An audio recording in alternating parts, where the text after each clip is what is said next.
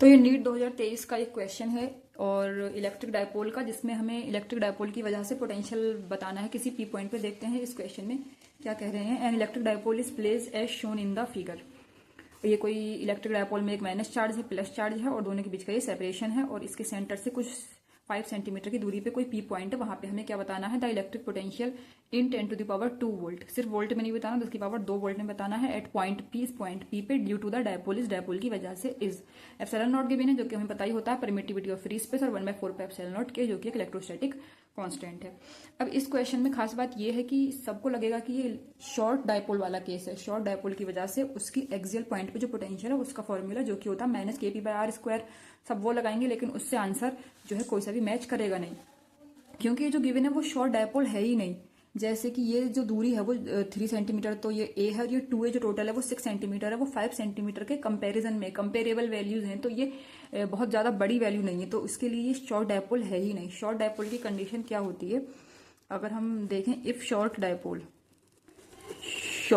जो होता है उसमें जैसे डायपोल को हम ऐसे दर्शाते हैं, ये -q है और +q है, इनके बीच की दूरी को हम 2a दिखाते हैं, और इसके जो सेंटर से हम दूरी लेते हैं किसी r पॉइंट तक की, जिसपे हमें बताना होता है, ये मान लीजिए कोई p पॉइंट है जहां पे हमें पोटेंशियल बताना होता है। If a is less than r, a जो है वो r से बहुत ही छोटा होता है, तब इसको हम क्या मानते हैं, शॉर्ट डायपोल मानते हैं। तो उस केस में जो पोटेंशियल का फॉर्मूला होगा इस p पॉइंट पे वो होता है -kp/r²। माइनस साइन को अगर इग्नोर कर दें तो kp/r² होता है, और p क्या है, p तो होता है q इंटू 2a। p का फॉर्मूला सबको पता है, ये p होता है q.2a डायपोल मोमेंट। लेकिन यहाँ पे ये केस लगेगा ही नहीं, क्योंकि यहाँ पे a is not less than r। a जो है वो r के कंपेरेबल है।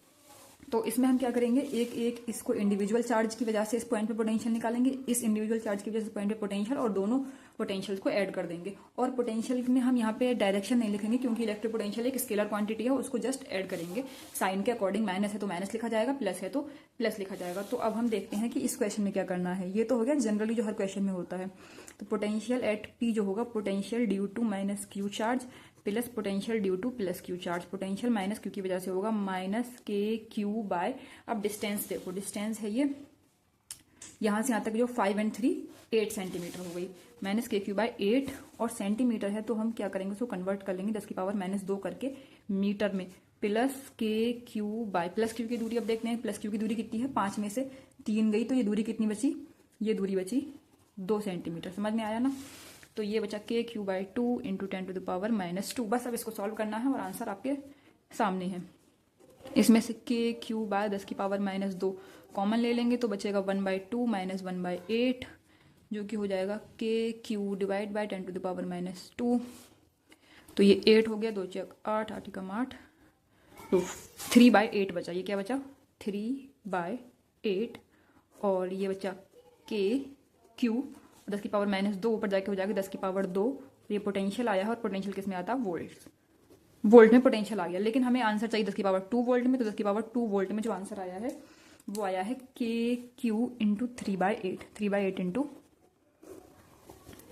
kq। तो इसमें बस ये छोटी सी चीज ध्यान रखनी थी, हमें देखना था कि ये सच